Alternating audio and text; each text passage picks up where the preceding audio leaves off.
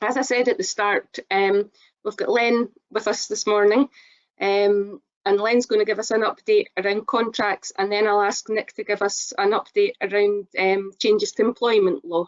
So Len, could I hand over to you now? Thank you. I'd like to talk about payment first of all, because prior to this virus, payment issues in the construction industry were probably at the worst level I've seen over many years. And that's been exacerbated now as a result of the virus. So I don't know if any of you are involved in commercial contracts and having trouble getting paid, but we're hoping to do a follow-up online session soon on the type of things you need to be looking at in contracts that you get, how you can get around these, what you should do with your applications for payment, etc., and the contractual provisions you can rely on if you're not getting paid.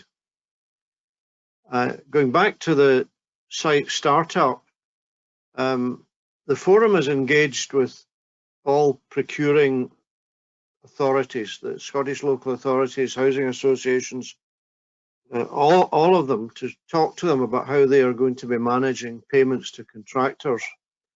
And I must say we've had a positive view from most of them in that they're going to try and assist with any costs that contractors have incurred during the suspension and the cost of the startup, and going back to the productivity I mentioned. I mean, the story on paper is very cooperative, but we will know in a few weeks' time if they're actually going to deliver, and we'll try to keep everybody advised over the various strategies. But there are a number of government publications which are their only guidance, but they're saying to the public sector, in short, they're saying you have got to assist the contracting industry as much as you can. So that's an important thing. If you have any contractual issues at all, if you can contact me through Select. Already I've dealt with about half a dozen different instances, some in the commercial field, some in the domestic field, and 5 out of 6 we got a decent result for the Select member. So don't hesitate to pop an email across. It'll be dealt with. There's 2 of us involved in this. We're doing this on a voluntary basis. We'll turn around the query as quickly as we can. Sometimes you can't get these issues resolved. Somebody just says, I'm not going to pay you. Yesterday, I was acting for a subcontractor who had an adjudicator's decision.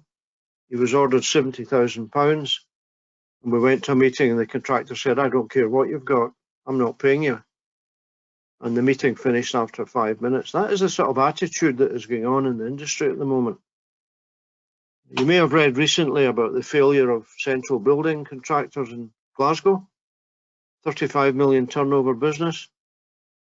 They probably owed between £5 and £7 million to the supply chain. So serious issues now about who you should be working for, whether you want to walk away from somebody if they're bad payers. And we've got plenty of evidence on people that you wouldn't touch with a barge pole. So if you've got issues like that and want any guidance, then let us know.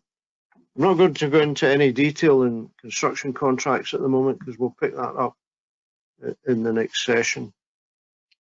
I think that's all I can say on that point, Sandra. Happy to take any questions. Does anybody have any questions for Len while we have him here?